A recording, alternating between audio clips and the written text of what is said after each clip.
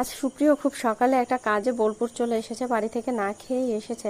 তাই ওকে আমাকে একটু ব্রেকফাস্ট করে দিতেই হলো, অফিসে তো আর না খেয়ে যাবে না, আর পাঠাবো না না খাইয়ে।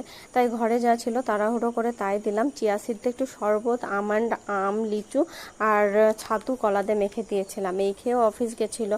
আর এই গরমে আমার না খাওয়ার রুচিটা হারিয়ে ফেলেছি। মনে হলো একটু চিকেন হলে ভাত খেতে পারবো, তাই সুপ্রিয় অফিস যাওয়ার আগে আমাকে আবার একটু চিকেনও কিনে দিয়ে গেছিলো। দুজনে আমরা এই খেয়েছিলাম দুপুরে, ও টিফিন টাইমে এসে খেয়েছিল আর কি।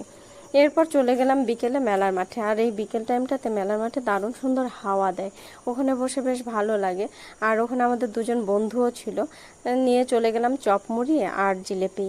এই দিয়ে মেলার মাঠে বসে বসে খাচ্ছিলাম, আর আড্ডাটাও বেশ জমে উঠেছিল। এর ফাঁকে আমাদের এক অতিথিও চলে এসেছিল, খেতে ওকেও একটু দেওয়া হয়েছিল। এই দিয়ে আর কি আজকে সন্ধ্যাটাও বেশ সুন্দর করে কাটালাম।